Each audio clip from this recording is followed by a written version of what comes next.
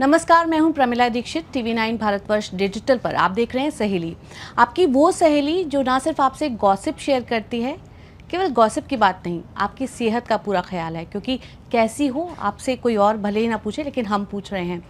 औरतों के लिए ख़ास बात ये होती है कि वो दिन भर घर में सबकी सेहत का ख्याल रखती हैं, सबके खाने पीने का ख्याल रखती हैं, किसको क्या चाहिए पूछती हैं। लेकिन उन्हें क्या चाहिए जब उनसे कोई पूछता है तो कई बार खबर बन जाता है कि औरतें ये चाहती हैं, वो सर्वे में बात आती है। तो औरतों के मानसिक स्वास्थ्य पर आज हम बात करेंगे। हमारे साथ इबास से एसोसिएट प्रोफेसर डॉक्टर प्रतिभा हैं। बहुत बहुत स्वागत है आपका। और हमारे साथ तमाम गेस्ट हैं जिनके अपने सवाल हैं। सबसे पहला सवाल तो यही है मैम कि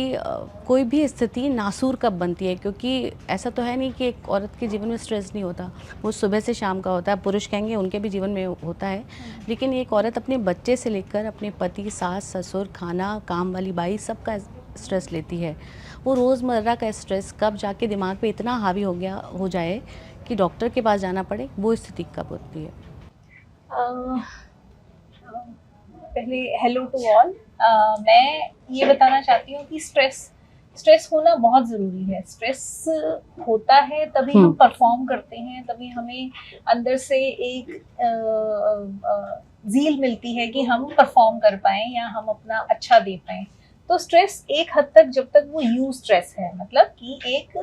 गुड स्ट्रेस है, तो दैट इज़ वेरी इंपॉर्टेंट। वो सबके लिए बहुत इंपॉर्टेंट है कि वो स्ट्रेस तो होना चाहिए। बट वो स्ट्रेस जब एक सीमा को, एक लिमिट को क्रॉस कर जाता है, कि जैसे कि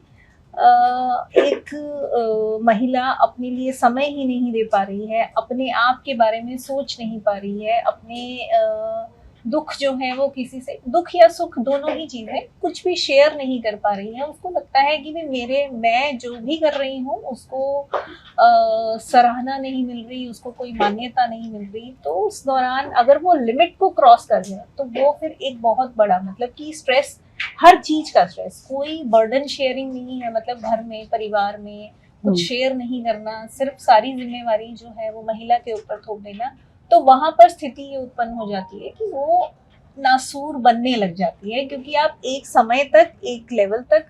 काम कर सकते हैं और जिम्मेवारी उठा सकते हैं, लेकिन जब तक परिवार में सब लोग मिलजुल कर शेयर नहीं करेंगे और उसी महिला को सिर्फ हर चीज का स्ट्रेस लेना पड़ेगा, तो वो नासूर बनने की स्थिति में भी आ सकता है। हम लोग अब जब मेट्रो सिटी में ये बात कर रहे हैं, तब तो हम फिर भी बात कर पा रहे हैं। छोटे शहरों में या गांव देहात में तो शायद लोगों को मालूम ही नहीं चलता कि स्थिति अब जो है वो तनाव पार कर चुका है उस लेवल को। तो शहरों में और गाँव में, दोनों में एक बड़ा अंतर है, क्योंकि गाँव में तो अगर हम बात करें तो महिला के पास उतना रिसोर्स ही नहीं है, उतनी सारी चीज़ें, व्यवस्था ही नहीं है कि हम ये कहें कि, क्योंकि कम से कम शहरों में एजुकेशन लेवल हो गया है, एजुकेटेड हो गई हैं महिलाएं, और अपने बहुत सारी महिलाएं इंडिपेंडेंट भी हैं, फाइनेंशियली इंडिपेंडेंट हैं, आर्थिक रूप से महिलाएं जा रही हैं, अपना छोटा मोटा बिजनेस भी कर रही हैं, घर से भी बहुत सारे काम कर रही हैं, क्योंकि ऑनलाइन चीज़ों से भी ये सब, तो वो रिसोर्सेज सारे के सारे कहीं ना कहीं छोटे शहरों में या गाँव में तो बहुत कम है। तो उनका एक मेन रोल होता है कि घर परिवार तक ही सीमित रहना, और घर परिवार में ही, तो लैक ऑफ रिसोर्सेज की वजह से अगर हम कहेंगे कि वहाँ पे रिसोर्स ही नहीं है इतने की महिला,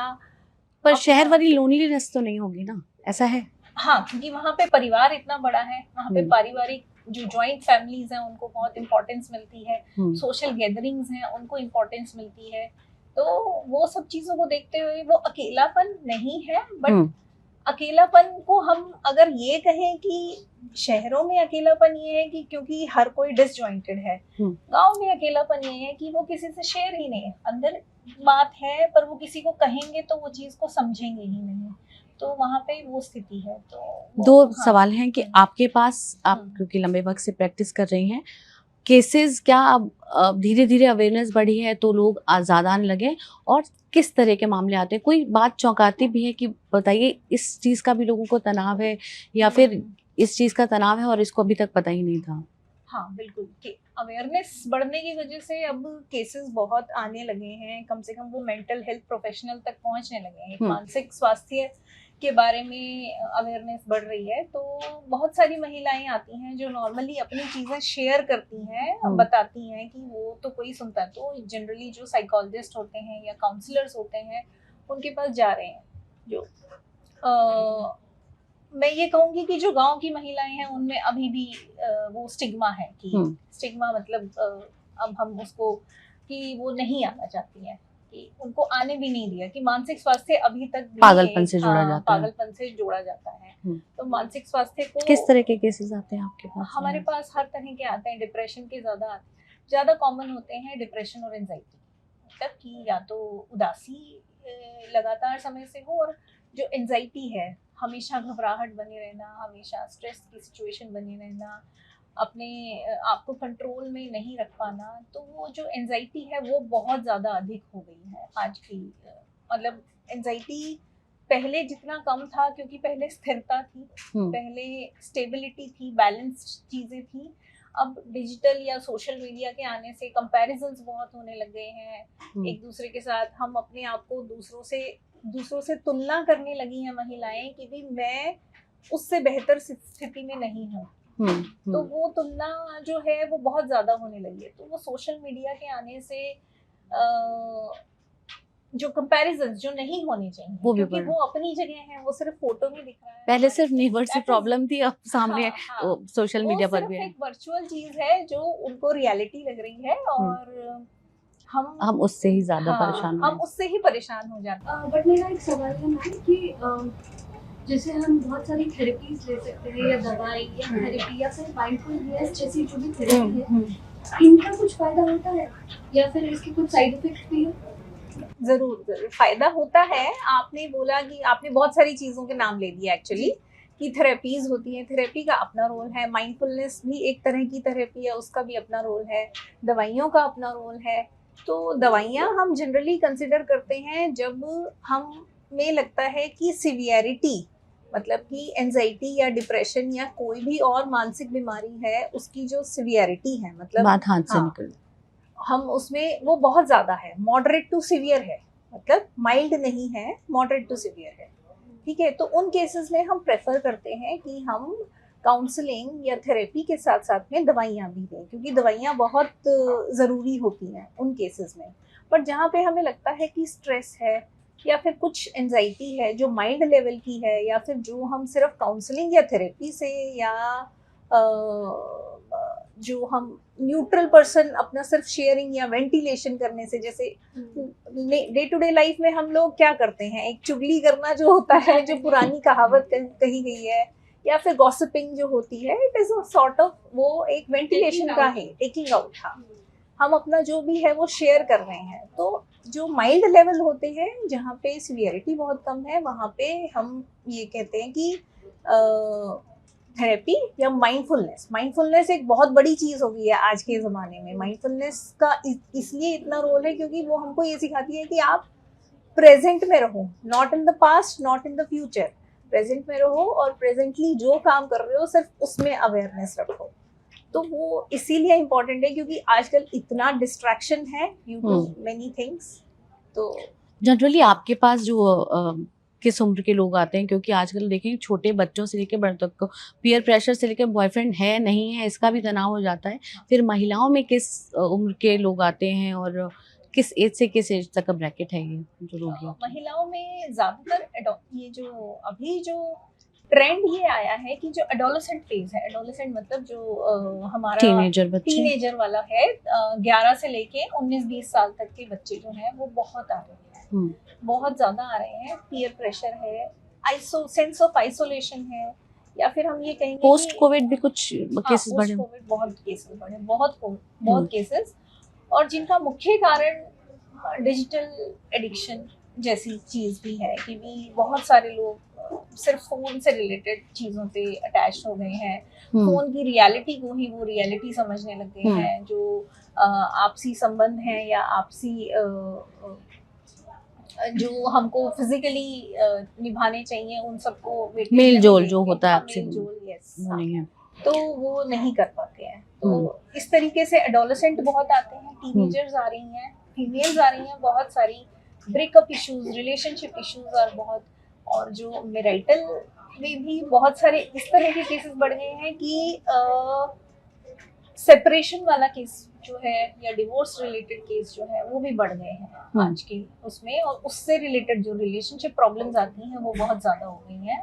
या तो वो पहले भी थी, अब अवेयरनेस होने की वजह से, या तो वो दे आर कमिंग। मैम आजकल ये चीज़ बहुत ज़्यादा बढ़ रही है कि कुछ लोगों को बहुत ज़्यादा गुस्सा आ रहा है और कई बार वो चिड़चिड़ेपन का भी रूप ले लेते हैं। तो क्या ये किसी मानसिक स्वास्थ्य स्थिति का कोई संकेत हो सकता है? देखिए, जो गुस्सा ज़्यादा आना या चिड़चिड़ापन रहना ये बहुत ही मैं ये कहूँगी कि इम्पॉर्टेंट इंडिकेटर है, सिग्निफिकेंट इंडिकेटर है कि भी कोई ना कोई मानसिक समस्या अंदर ही अंदर उत्पन्न, मतलब थोड़े लेवल पे है बट हो रही है। क्योंकि चिड़चिड़ापन होना या फिर बहुत ज़्यादा गुस्सा आना, नींद नहीं आना, सारे दिन लोगों से अलग थलग रह के और जब भी कोई बात करे तो गुस्से से जवाब देना, तो ये एक बहुत बड़ा लक्षण माना जाता है कि भी ये कोई ना कोई मे बी एंजाइटी या फिर डिप्रेशन या फिर बहुत सारी अन्य बीमारियां भी हैं, मानसिक समस्याएं, बट कॉमनली जो डिप्रेशन एंड एंजाइटी होते हैं, बाकी हायर जो सीवियर बीमारियां होती हैं, साइकोसिस वगैरह आ जाता है, तो वो भी हो सकते हैं। तो इसको हमें बिल्कुल भी हल्के में नहीं लेना चाहिए। ज़्यादातर अगर हर चीज़ पे हमें लगे कि 2-3 हफ्ते से लगातार बस गुस्सा ही करे जा रहे हैं या चिड़चिड़ापन ही रह रहा है या फिर चीज़ों को डील नहीं कर पा रहे हैं, अलग थलग रहने लग गई हैं, नींद भी ठीक से नहीं आ रही है, तो ये सब सारे इंडिकेटर्स हैं, लक्षण हैं कि भी हमें एक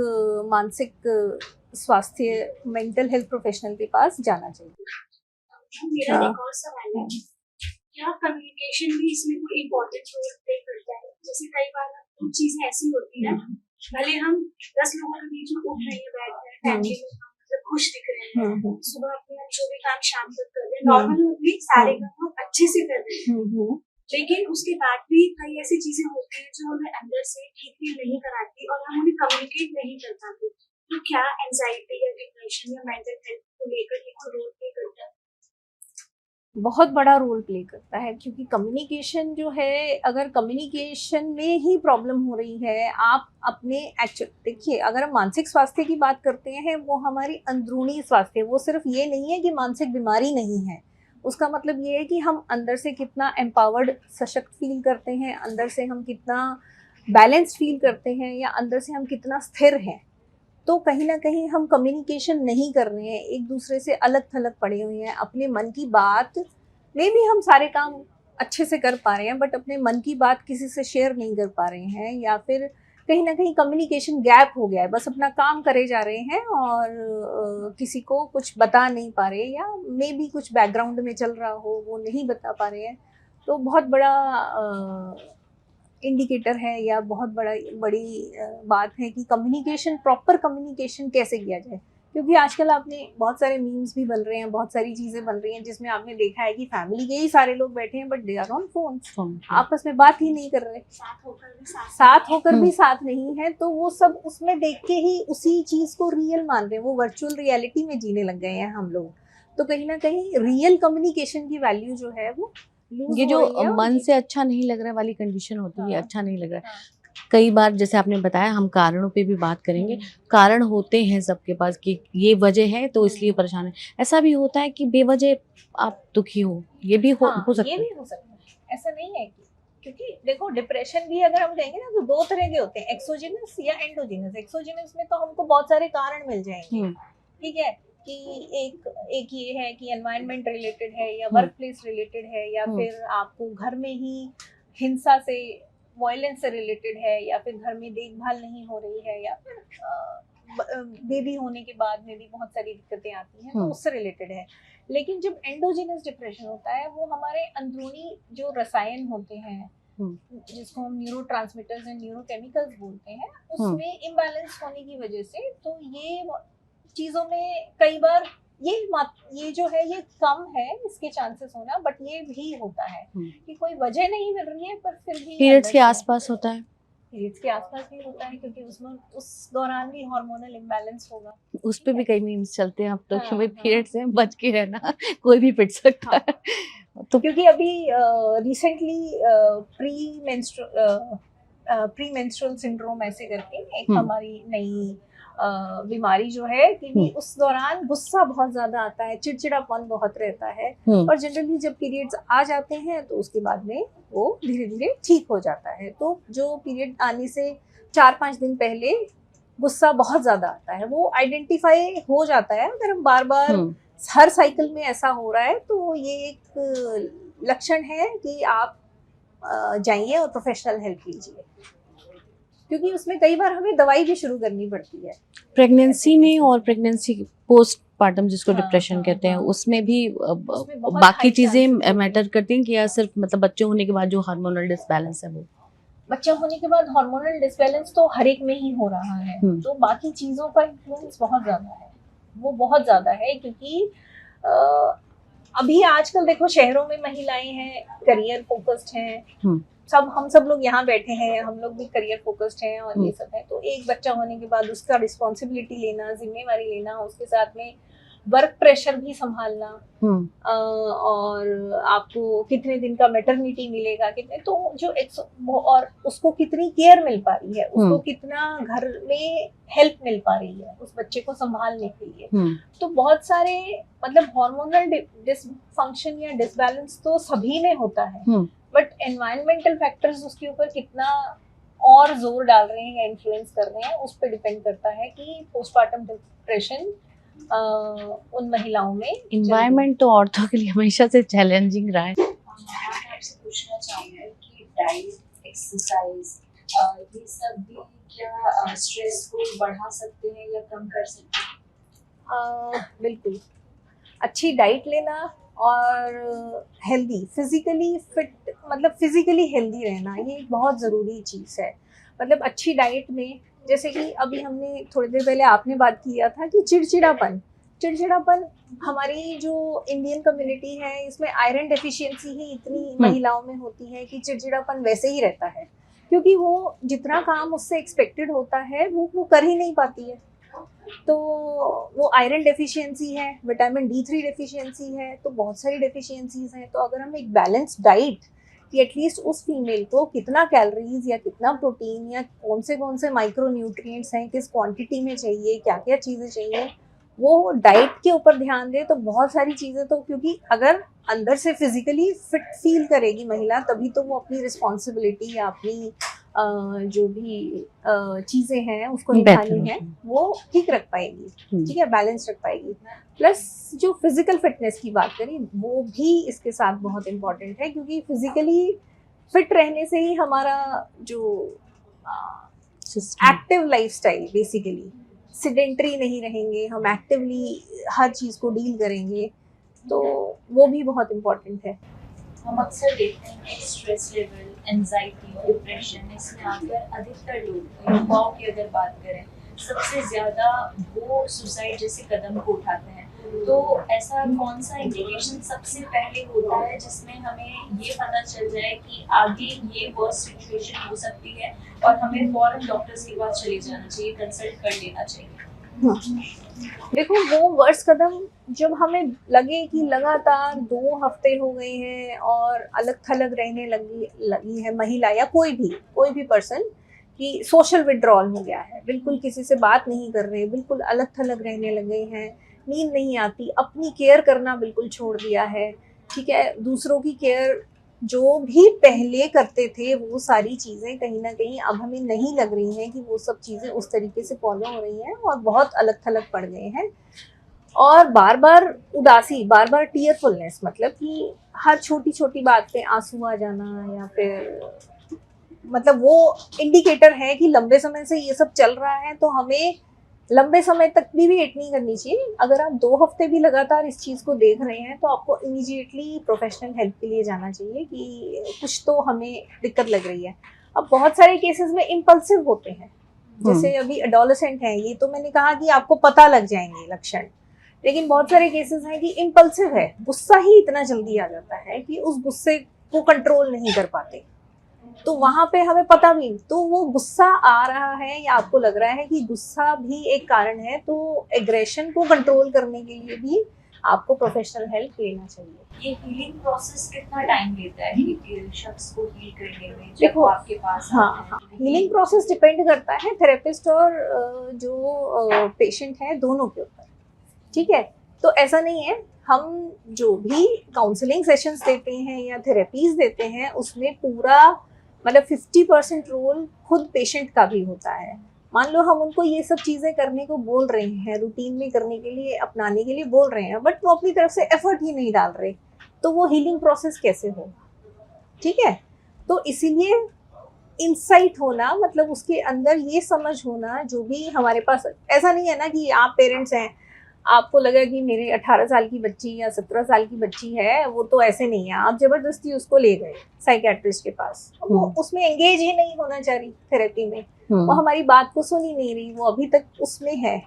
तो वो उसमें ज़्यादा प्रोसेस लगेगा, क्योंकि पहले शुरुआत होगी कि उसको ये नीड है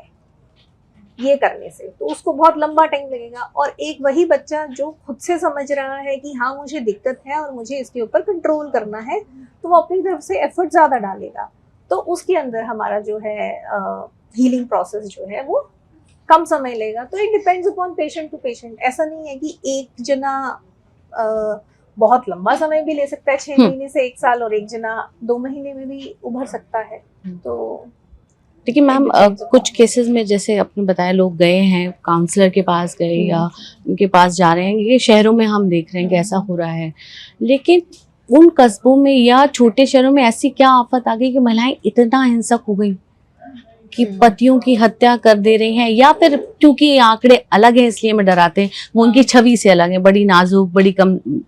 ममतामयी माना जाता है, क्योंकि पुरुषों के आंकड़े इनसे कहीं ज्यादा है, लेकिन ये खबरें हमें डराती हैं। तो क्या कुछ बदलाव है ऐसा, या फिर लॉन्ग सप्रेस्ड पेन है? देखो, हम लॉन्ग सप्रेस्ड भी बोल सकते हैं, पर बदलाव डेफिनेटली है। बदलाव इसलिए है क्योंकि अवेयरनेस भी है, और हमने भी पिछले कुछ दिनों में ये देखा है कि पहले जो गुस्से वाली चिड़चिड़ापन और गुस्से वाला जो प्रवृत्ति था, वो अभी कुछ ज्यादा होने लगा है, एग्रेशन बहुत ज्यादा होने लगा है। एग्रेशन पहले माना जाता था कि भी मेल्स में ज्यादा होता है, और उसका महिमा मंडन भी होता था कि मतलब आनुवांशिक रूप से भी होता था, और उसको नॉर्मलाइज भी कर दिया जाता है, हाँ कि वो फलाने बड़े गुस्से वाले हैं, वो तो ठीक है क्योंकि मेल है तो ठीक है। तो अभी महिलाएं हैं, अब वो फीमेल हैं, तो उन्हें गुस्सा क्यों आ रहा है? डिप्रेस्ड है बहुत टाइम से, उनकी एजुकेशन हो रही है, उनका बराबर का विकास किया जा रहा है, अगर घर में एक लड़की है एक लड़का है उसको भी बराबर अपॉर्चुनिटीज मिल रही हैं, तो वहाँ कहीं ना कहीं वो ये सब चीजें जब इनइक्वालिटी वाली चीजें आती हैं तो वो नहीं बर्दाश्त कर पाती हैं। और कुछ हमारा एनवायरनमेंट का इन्फ्लुएंस भी ऐसा हो रहा है कि भी अभी जो अनस्टेबल पर्सनालिटीज हैं वो बहुत ज्यादा आ रही है, मतलब जिसमें इमोशनल डिसरेगुलेशन होता है, उसको हम ये कहेंगे कि इमोशंस को रेगुलेट ही नहीं कर पाते, कि कब गुस्सा आ रहा है,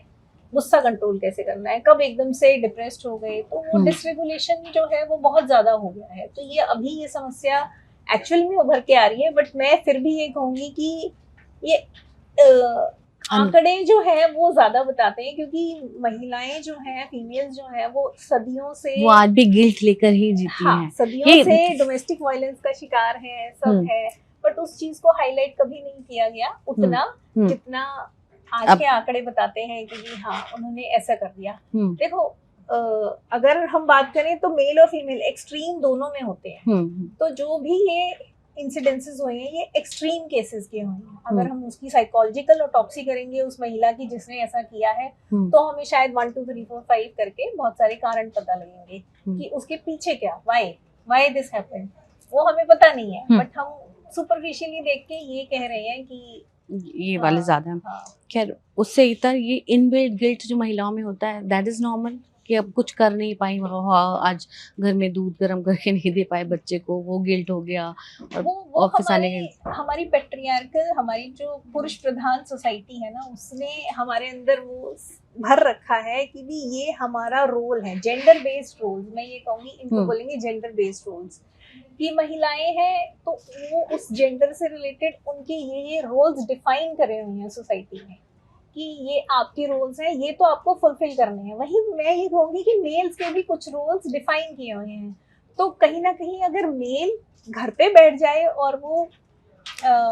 मतलब महिलाओं की तनख्वाह पे जीने लगे, तो उधर भी कहीं उधर ना भी कहीं खाना आएगा। तो वो जो प्री डिफाइंड रोल्स हैं जिनको कोई चेंज नहीं कर रहा है, सदियों से यही चलता आ रहा है, तो जेंडर बेस्ड रोल्स इसका इस बहुत गिल्ट बड़ा की कौन सी मात्रा खतरा है कि मतलब आपको इतना ज्यादा हो गया कि अब आपको जाना चाहिए, गिल्ट एंग्जाइटी ये सब इसका अगर किस आपको लगातार ऐसे ही चल रहा है कि हम्म। आप सब करके आ रहे हो,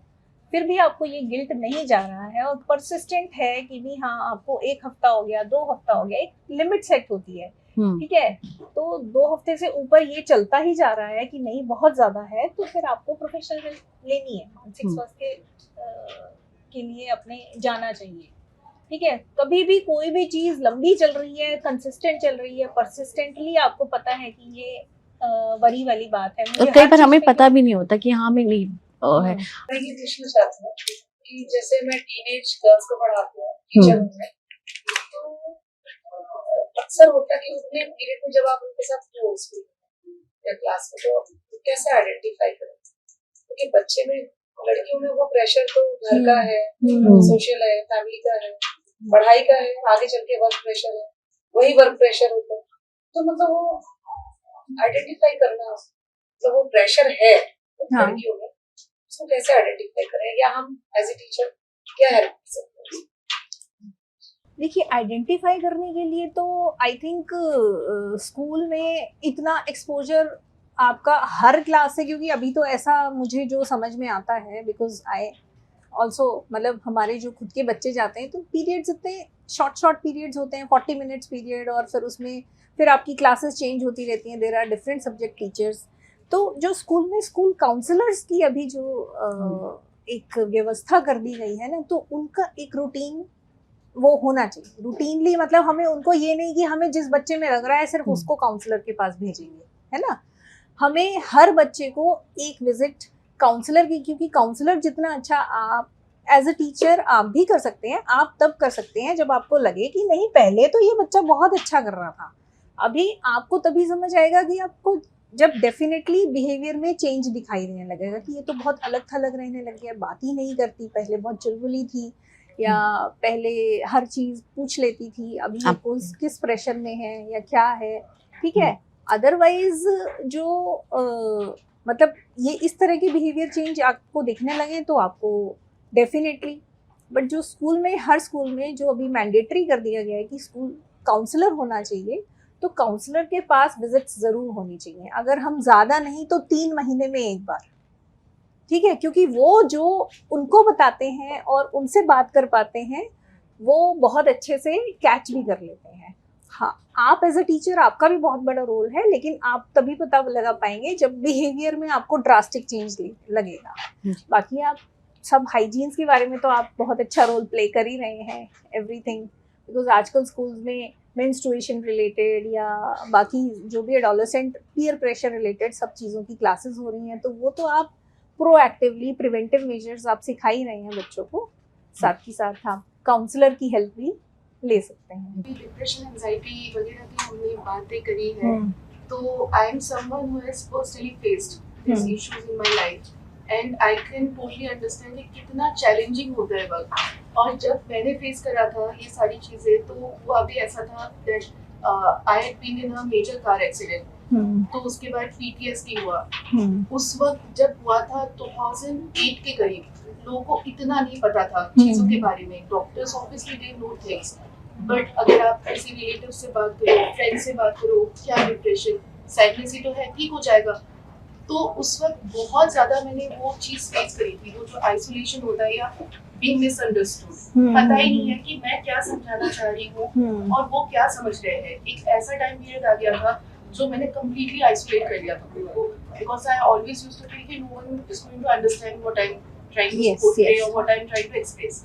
Judgments उस वक्त बहुत ज़्यादा थे। अभी की सिचुएशन ऐसी है कि अभी जैसे धीरे-धीरे स्कूल्स वगैरह में एक मेंटल हेल्थ के बारे में हम लोगों ने बात करना शुरू कर दिया है, वर्कशॉप्स भी करते हैं। I also come from a social work background, तो मेंटल हेल्थ वगैरह के बारे में हम लोगों ने भी वर्कशॉप्स कंडक्ट करे हैं। So I want to ask you, आज की सोसाइटी में भी कहीं ना कहीं एक डिस्क्रिमिनेशन होता है। अगर आप किसी से भी अगर बोलो कि हाँ ये डिप्रेस्ड है या फिर एंशियस है, इसको कुछ एक प्रॉब्लम है, उस चीज को इतना ज्यादा हम आसानी से एक्सेप्ट नहीं करते as compare to physical element. बिल्कुल, मैं आपकी बात से बिल्कुल सहमत हूँ। मतलब आई टोटली एग्री कि ये आज की इतना अवेयरनेस करने के बाद में भी जो भी मानसिक समस्याएं हैं उनको फिजिकल इलनेस की तरह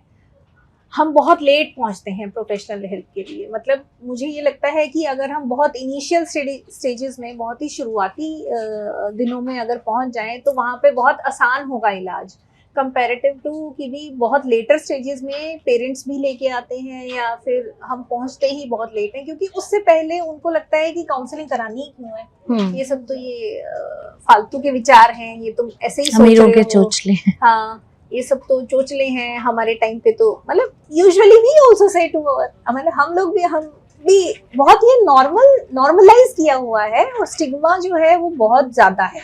अभी भी बहुत ज्यादा स्टिग्मा है कि नहीं फिजिकल हेल्थ होगी, अगर हमारे हेल्थ में फ्रैक्चर हो गया है या फिर अगर किसी को हाइपरटेंशन की दवाई खानी है, डायबिटीज की दवाई खानी है, तो दे विल टेल दैट मेरे को शुगर है और मैं उसकी दवाई खा रहा हूँ, है ना, या मुझे ये है। लेकिन किसी को मानसिक समस्या के लिए काउंसलर के पास जाना पड़ रहा है, थेरेपी लेनी पड़ रही है या उसकी दवा खानी पड़ रही है, तो दे विल हेजिटेट। किसी को बताना नहीं है कि मैं उधर गए थे या इधर गया था या मैं उसकी दवाई खा रहा हूँ। अंत में आप औरतों के लिए क्या एक सलाह देना चाहेंगे, क्योंकि औरतों को इस तरह की ये गिल्ट, एंग्जाइटी, स्ट्रेस और घर परिवार का सब तरह का तनाव, और वो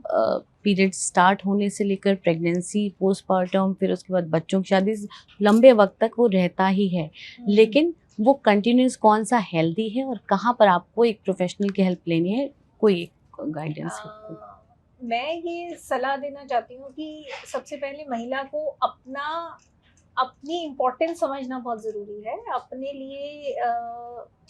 टाइम निकालना। मतलब आप बच्चों के लिए, हर एक के लिए पूरा समय दे रहे हो, बट अगर अपने लिए भी 1 घंटा निकाल पाएं, अपने लिए भी आप वो 1 घंटे में आधा घंटा सुबह, आधा घंटा शाम को, जो भी चीज़ आपको अच्छी लगती है, जो भी आपकी हॉबी है, जो आप मिस कर गए हो, कभी आपने बचपन में किया है या एडोलेसेंट शादी होने से पहले किया है,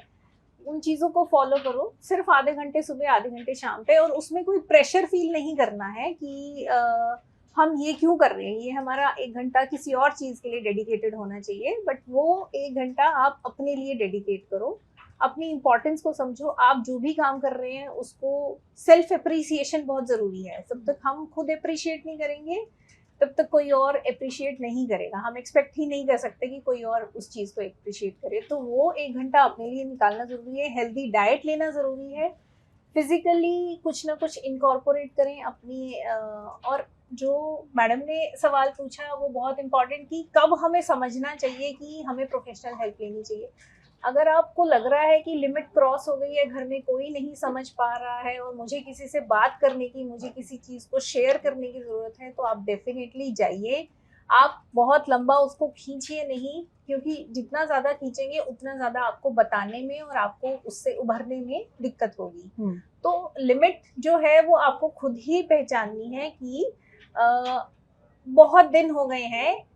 2 हफ्ते हो गए हैं, 2 हफ्ते से ज़्यादा हो गए हैं, खुश नहीं है, चिड़चिड़ापन भी कंटिन्यूस रह रहा है, काम भी ठीक से नहीं हो रहा, अलग थलग होने लगे हैं, हर चीज़ जो है वो ठीक से हो नहीं पा रही है। तो इस दौरान आप